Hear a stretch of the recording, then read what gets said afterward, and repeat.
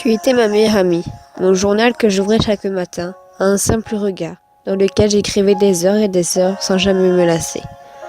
Et le soir, je le refermais pour à nouveau l'ouvrir le lendemain matin et tout te raconter. Je pouvais y écrire sans être jugée, me déchaîner dans certaines paroles pour que je puisse me défouler. Tu effaçais du mieux que tu pouvais certains mots qui me touchaient grâce à ces lames qui ruisselaient. Tu connaissais mes moindres secrets, mes points de vue face à la vie. Tu étais cette page sur laquelle ma plume pouvait se poser. Tu ne cessais de m'écouter, me plaindre d'un rien ou alors d'un tout. Tu étais cette notice pour me conseiller, ce cadenas signe de fidélité et ces lignes qui me maintenaient dans le droit chemin. On avait nos chapitres, nos sous-titres, nos pseudos et sans le savoir, on écrivait notre tome, notre histoire.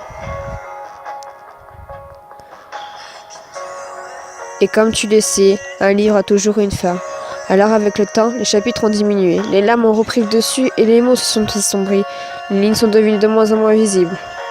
Le cadenas s'est cassé et l'on s'est trahi. Un soir, j'ai fermé le livre net. Je n'ai plus supporté. Le lendemain matin, je ne l'ai pas rouvert. On ne se parlait plus, on se jugeait. Nos larmes coulaient et les mots les plus blessants sont restés. On a effacé le mot fidélité pour ensuite se balancer. On avait des points de vue totalement différents face à la vie. Moi, de mon côté, je me battais plus, je ne voulais plus lutter. J'avais presque plus de pages pour laisser ma plume se poser, plus d'espoir pour reprendre un nouveau chapitre. Tu m'écoutais plus et pourtant je me plaignais pas. Le silence m'a vite rattrapé. Tu as déchiré cette notice et il nous a resté un dernier chapitre. Un chapitre qui m'a pris des journées de réflexion, des nuits d'insomnie. J'ai réfléchi sur la façon dont j'allais le terminer. Et pourquoi pas terminer cette collection? Pourquoi ne pas finir avec cet homme, ces livres qui étaient ma vie, l'histoire de ma vie?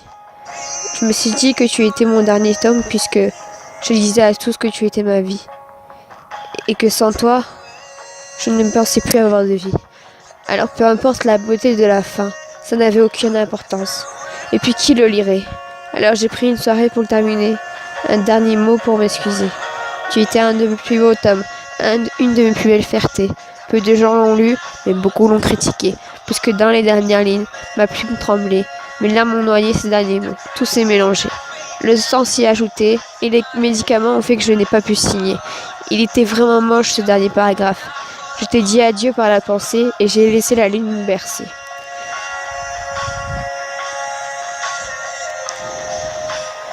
Et puis le matin, je me suis réveillée, paniquée, étonnée, je me suis levée brusquement sur mon bureau.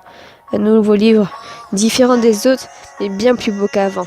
J'ai compris que la vie me ne laisserait pas tomber, que mon histoire n'était pas terminée.